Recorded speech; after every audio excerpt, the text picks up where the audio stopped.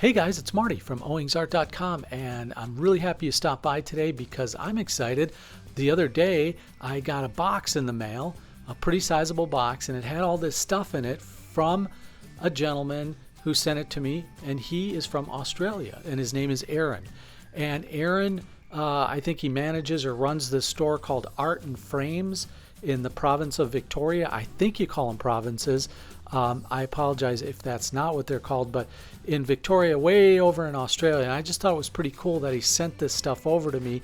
He made a comment that these Micador products are becoming more and more popular in America or the United States, and they've gotten a lot of orders from the US. So I'll have links and all that stuff up in the description of the video. So if you want to go and check out their store or buy these online, you'll be able to do that. But the name of the store in Australia is called Art and Frames, and it's run, I think it's owned by a person named Louise Carlisle. So I just thought it was really cool that somebody from the middle of America, me, I make just YouTube videos doing art reviews, that this person way over in Australia saw them. Not only that, but Aaron told me that sometimes he'll play my videos on a TV in the store, and some people will comment or ask him questions based on the videos. And I just thought that was really neat because I was just blown away, because I just sometimes you don't know how far your videos are going to go. But I just thought it was kind of cool. And he sent me a whole bunch of stuff, which I'll talk a little bit more about later. But today's focus is really on these aqua painters. These, well, technically they're called water-based inks in these pens, and just the different effects and stuff you can get from these. And I'll swatch all these colors out, and then I'll do a drawing demonstration later. But these pens come in different sets, and they're based theme-based sets. So there's spring, summer, winter, and autumn collection right here, just laid out as you see them. And what's cool about these is that, well, you get six pens to a package, but also everything is spelled out on the packaging for you. So the different colors are on there. There's a full-size picture of the pen on either end of the box with the correct color in the correct order. There's also the color names on the back, which are pretty interesting, and they tell you a little bit about the light fast ratings and things like that.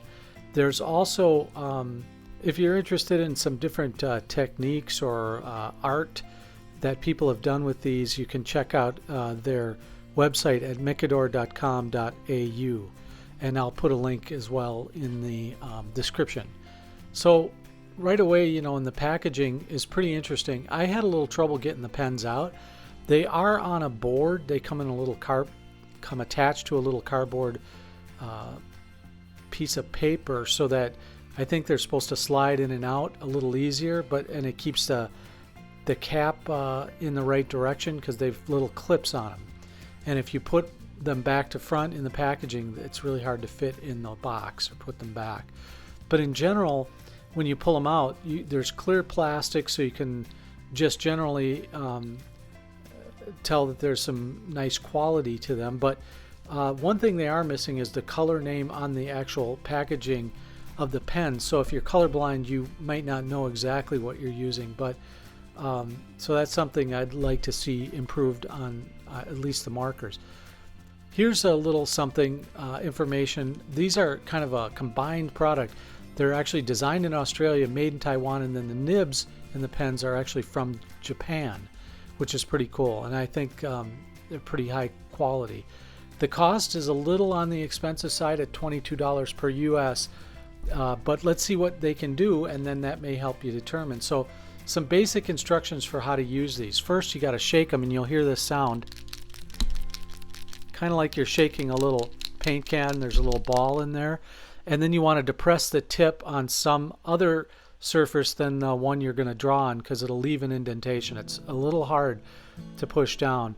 And then once you see the ink begin to flow into the tip, then you can use it. So here's where I'm going to start to add a little bit of water, and I'll do two swatches. One will be heavy with the color, and the other one will be a little bit lighter, just to see if I can gauge transparency and just add a little bit more water to that second swatch. So I had no problem getting the ink out of the end of these pens, and I tested every single set, every single pen, which you'll see, and really the ink began to flow almost as soon as I depressed the tip after I gave it a good shake. So, but again, just a reminder, don't press the tip onto the surface you're going to draw on, because it's going to leave a nice little dent in your paper if you do that. So just advise against that. So here you can see just how nice the color is once you add water to this. So the colors have really kind of cool and interesting names, and the colors I'm going to lay out in this set, which is the spring set, is Sunflower Yellow, Green Lily, Bluebird, which is that blue right there, a Poppy Red, a Tulip Pink, and then a Petunia Purple. All names of flowers. So that's kind of cool. I thought the Poppy Red was okay, but it's not as bright red as is on the packaging unless you really lay it on heavy, which is fine, but you can see here it's just okay. I liked it. The Tulip Pink, though, was very vibrantly pink and definitely a cool color. The purple as well is very nice, and we'll see that in a second here. One thing's for sure is the dispersion was pretty outstanding too. I didn't see any remnant lines underneath. Once I added the water to it, you can't really tell there was any marker lines out that unless you really dig into the paper, I think. So that was kind of cool. And so yeah, you can see this purple. It's really nice. Okay, the next set we're going to test out is the summer collection. And these are kind of like really cool pastel type colors, and they're not as like they're just different from the spring collection. So here's the colors that come in this: ocean blue, blue wave, lawn green, lemon squash, sunset orange, and a different kind of pink, flamingo pink here. So we'll check those out. Now, what Micador says about these is they are acid-free, light-fast ink, which dries opaque like acrylic paint if you were just going to use it straight out of the end of the pen without adding water. Now, when you do add water, you can get these watercolor effects, and then you can also achieve some transparency. So they say that it's ideal for illustrating and coloring on paper, cardboard, wood, glass, plastic, and metal. The high coverage, archival quality, fade-proof colors look great on both light and dark surfaces. And later on I'll test these out, or at least the winter group, on some toned cardboard paper. That way we can see how they stand out. So you can see the blue wave color, the one in the middle there, it's a little bit more faded or not as pronounced as the ocean blue or the lawn green, obviously. But the lemon yellow, this color, or the lemon squash, the color I'm putting out right now, was very nice.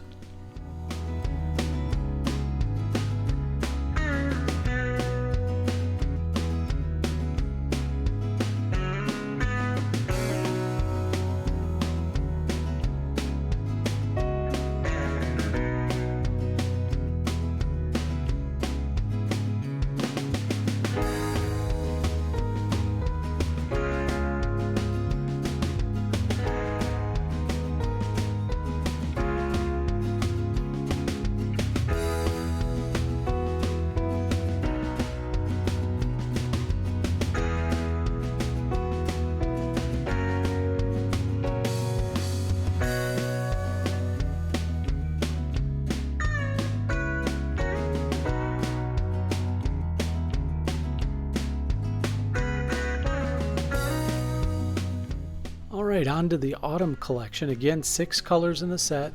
Comes with a breezy blue, a cool teal, a golden forest, an orange spice, a maple red, and a chestnut brown. So there's a couple of different, there's the poppy red, and then there's the maple red, which are really very different from each other. The maple red's a much darker red. So all of the colors are in fact different, which is cool. I like that. So here's the maple red. Now we can zoom in here and I'll take a look at that. The angle of light here is a little difficult, but you can see the pop in the red there. It's pretty nice. Well, on to a little sketching demo or painting, whichever way you want to call it. So I just took like an old Cheerios box and cut it out, and then I'm just using the back side of that for toned paper because it's hard to see the white on actual white paper. I'll demonstrate that in a second here, but it's just a lot easier to see the white on this if the paper's a little toned. One thing I did notice about this cardboard that I'm using, the backside of this Cheerios box, is it's very absorbent. So it soaked in a lot of the ink, which was not actually what I wanted it to do. So I just was too lazy and didn't go grab some toned paper. But here you can see sort of the gray and the, there's another color here called storm gray and husky gray, and then the midnight black.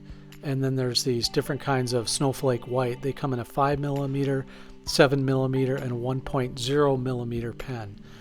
But here's, I was just going to sketch this kind of a cartoon guy here, a bald guy with a cigarette, and just kind of sketch him out on this paper and see if the white would help it pop. And then I was going to add just a little water as well to kind of see how the watercolor effects work on these white and gray pens, and they pretty much work the exact same as they do on the other colors.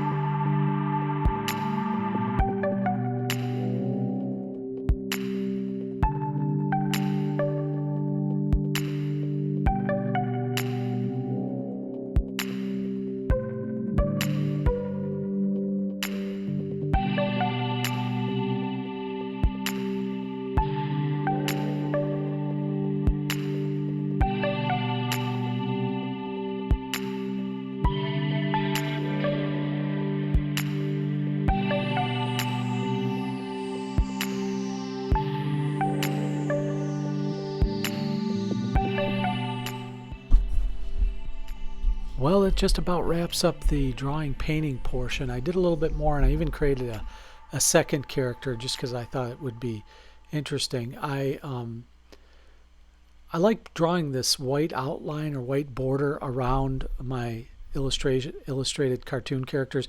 It's something I picked up from an artist on YouTube named Will Terrell. If you get a chance, go check him out, especially if you're a cartoonist. I think you'll find his stuff really interesting, and he gives some great technique advice. So here's the final ratings. Really, I love the color with these markers, just very nice. Vibrancy was good, pigment nice, dissolving and dispersion was good. Transparency was great if you just add the water in the right consistency. They're really transparent, and I like that. The quality seems great too. So no problem there. Every pen worked the way it should. I had no trouble getting the color out, and I even reused them later on and they were fine. The value is the only thing I would call into question. At $20 US, they're a little on the expensive side, although what do we have to compare them to? Maybe the Caran d'Ache watercolor markers or the Winsor Newton watercolor markers, and those are expensive as well. I gave this a final rating of 7 overall because I think they are definitely an above average product. They seem well made and something sketchers and people getting into watercolor might find very handy and sort of non-threatening, because if you want, you can do marker work with them, and if you want to add water, you can create great watercolors. I don't know if they have such a utility as just a straight marker. I wouldn't necessarily use them like that, but hey, you could if you wanted to. Well, don't forget to subscribe, leave me a comment. I love to hear from you guys, and share the video if you found it interesting. And that's pretty much it for today. I want to again thank Aaron and Luis Carlisle over at Art and Frames in Victoria, Australia, and really appreciated you thinking of me and sending me these to check out. Well, this has been Marty for owingsart.com. So long, everybody. Have a great day. Bye-bye.